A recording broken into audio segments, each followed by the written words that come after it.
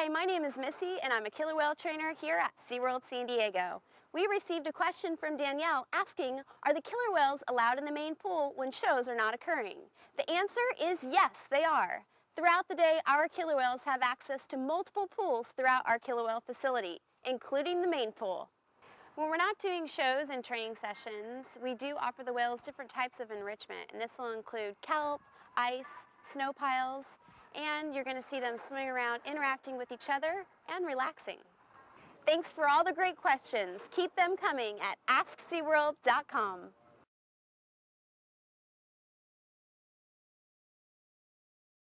Hi, I'm Lindy Donahue, a killer whale trainer right here at SeaWorld San Diego, and I want to take this opportunity to thank the students of Coyote Ridge Elementary School for all their incredible thank you letters that they sent us.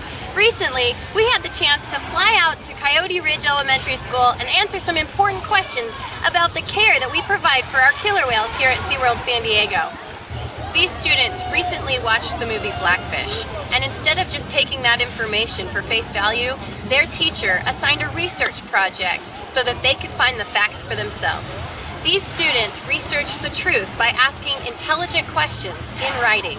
When we read the questions, we thought it would be a great idea to show up in person and answer them.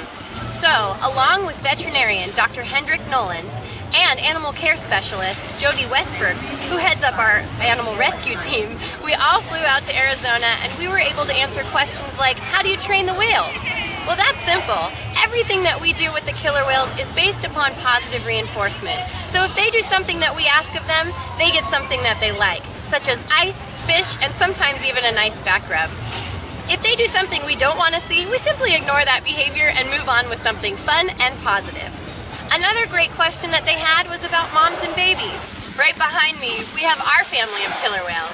Kasaka is in the pool with 3 of her offspring, Nakai, Makani, and Kalia, who's a first-time mom herself. She gave birth to Amaya on December 2nd, 2014. So Amaya lives here with 2 uncles, her mom, her grandma, her dad, and her grandfather. The students of Coyote Ridge Elementary School learned that keeping moms with their calves is very important to SeaWorld. I'm a mom too, and I find that very important myself. We would also like to thank Dr. Grace Stafford of the Wildlife World Zoo in Arizona for showing up with some of his animal friends. He was very helpful in answering a lot of questions about how much zoos and aquariums care for their animals. So thank you again, Ms. Rowe, for assigning a research project that encourages critical thinking. And thanks again to all of the students of Coyote Ridge Elementary. We love our thank you letters and can't wait to read them again. Thanks again, and we'll see you at SeaWorld. Bye-bye, everyone.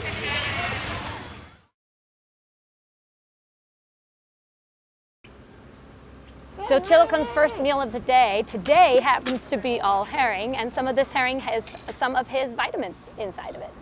I really like the way Chillicot looks this morning. He looks bright, he looks engaged, and he's eating really well.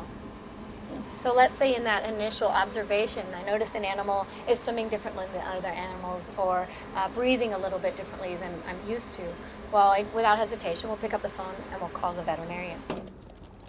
So as the veterinarians, we come out on a routine basis to do exams, but we really count on the trainers to be our eyes and ears. Knowing the animals as individuals and knowing how they interact with each other and with us it's all a part of being able to read their behavior. And we do a full body exam on that animal. We'll check inside the blowhole, smell their breath, look inside their mouths, and check and make sure that they're eating okay. Preventative medicine is a big part of what we do, and that's just essentially a wellness check where we're going to do an exam, get blood work that's going to give us baselines. We've been working so hard to prepare the animal to be able to give the sample or the exam to the vets. So for an ultrasound, we train the animals to keep their body at the surface so that the veterinarians can read their ultrasound. Sometimes we'll get what we call a blow sample, which allows us to look better at their respiratory tract. We can get gastric samples, which tells us what's going on in their stomach, fecal samples, which tells us what's going down further in the digestive tract. We can get urine samples, which gives us an idea what's going on with their kidneys. With Chillicot specifically, well, he's one of our older, more mature whales, and so I will assess his behavior, but then I'll go to some of these guys who are with Chillicot 7 or 8 times a day, 6 or 7 times a week, and I'll say, you know, this is what I'm seeing. Do you see it too? We might see for older whales that their kidneys aren't functioning quite as well. So we'll start looking at those kidney values to make sure they might need additional hydration. And if we institute additional hydration, how those kidney values are responding to what we do. We're a team that we rely on each other to provide the best possible health care for those animals.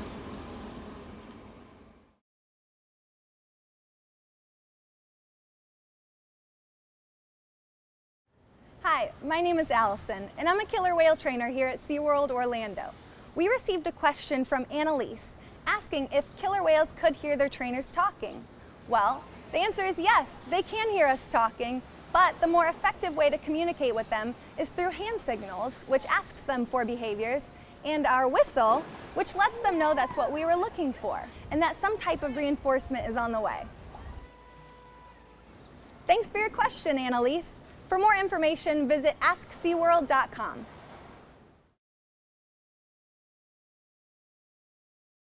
Hi, I'm Jody from SeaWorld's rescue team, and we got a really interesting question from Greg. And that question was, do we offer live fish to our animals before they're ready to be returned to the wild? We actually offer live fish to the animals at the start of their rehabilitation process. This is going to kick in their natural instinct to want to hunt and fish for these prey items. And it's almost like a light switch goes off. Then throughout the rehabilitation process, we can start to feed them sustainable, freshly frozen seafood. Before the animals are returned, they need to pass 4 criteria. They need to prove that they can catch and eat live fish. They need a clean bill of health from our veterinary team. They need to have gained a significant amount of weight so that they're returned at what would be a normal weight for California sea lion in the wild. And they need to show that they can compete in an environment for food. We love the questions. Keep them coming at askseaworld.com.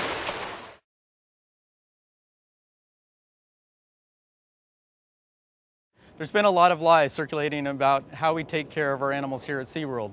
The truth is, SeaWorld is recognized as a world leader in animal care. But that's not what the groups behind the film Blackfish or PETA wants to make you to believe. In letters to schools, PETA accuses SeaWorld of keeping its killer whales in over-chlorinated tanks. I want to introduce you to Michael Tucker, who is in charge of maintaining water quality here at SeaWorld. To test for chlorine, we use what's called a colorimetric test. The presence of a pink color denotes the presence of chlorine. As you can see right away, there's a lot of chlorine in our tap water. So the water that you actually use to brush your teeth, drink, and shower in has more chlorine in it than any facility here at SeaWorld. We take great measure to ensure that the water our killer whales are swimming in is healthy. For instance, here at SeaWorld San Diego, we maintain what's called a natural seawater semi-open system. When it's time to bring in new water, we return the pool water back to Mission Bay, cleaner than it was when we brought it in. We also keep our pools at a perfect 58 degrees Fahrenheit year-round. Now that may seem cool to us, but that's a perfect temperature for a killer whale. The truth is, at SeaWorld, we've dedicated our lives to taking care of these amazing animals. We know you love these whales, and we love them too. There's been a lot of talk about SeaWorld in the news and on social media lately, and it has a lot of people asking questions, and I totally understand that. So that's why I'm here today at the Killer Whale Fish Prep area to answer a question that we get quite a bit. It comes from Jake on Twitter, and he asks, is it true you deprive whales of their food if they don't perform? Thanks for the question, Jake. I know you've heard that from PETA, and you'll see it in the movie Blackfish, but I'm telling you it's definitely not true. But don't just take my word for it. One of the stars of Blackfish, his name is John Hargrove, and he tweeted, any trainer that held back food from a whale was a poor trainer and using techniques not taught to us in the SeaWorld system. Listen, I don't agree with John on much, but he is spot on that tweet. We would never deprive our whales or any of the animals here at SeaWorld of the food that they need, which means we go through a lot of fish, about 30,000 pounds a week to be exact, and that's just here in Orlando. So let's go take a look at everything that goes into feeding our killer whales every single day. Hi, Nugget! So if you've been to SeaWorld, you've probably seen trainers carrying around buckets full of fish. What you don't see is all the work that goes into getting the fish into those buckets and ready for the whales each day. Every week, 30,000 pounds of fish is delivered to the park. It's taken into a deep freezer and kept really, really cold. I mean, right now it's 18 below zero in there. Then every night we take only the fish we need for the next day and move that to another cooler to slowly thaw. Then early the next morning, that fish is moved again into the commissary, where it's rinsed and examined, weighed, and sorted. Any fish that's damaged doesn't make the cut and is thrown away. After all of that, the trainers put the fish into buckets for the whales. Now each whale has its own set of buckets, and they're labeled. CAT stands for Katina. This would be Makayo, her 4-year-old little boy. Nick, why don't you talk about the buckets? All right, well, obviously each whale has their own individual diet. So we just want to make sure that the fish we're giving them has the proper amount of protein, fat, and other nutrients that they need. Each fish is different.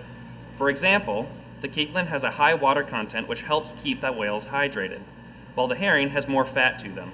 So our veterinary staff creates a customized diet for each whale based on its size, its gender, its age, and as the whales change, then our vets change their diets too. For example, if one of our females is pregnant or lactating, we'll alter her diet and give her more calories, and that's really important because she's burning more energy. And now for the final step in the process. We get to say good morning to the whales and have our first of many feedings for the day. As you can see, there's a lot that goes into preparing the food that we feed to our killer whales. But it's work that we love because we've dedicated our lives to taking care of these animals, and we would never deprive them of the food that they need. I've been around here for 28 years as an animal trainer, and I've never done it. I've never seen anybody do it, and we never will. So Jake, I hope that clears things up for you. And for the rest of you guys, keep the questions coming. We know you love these whales, and we love them too.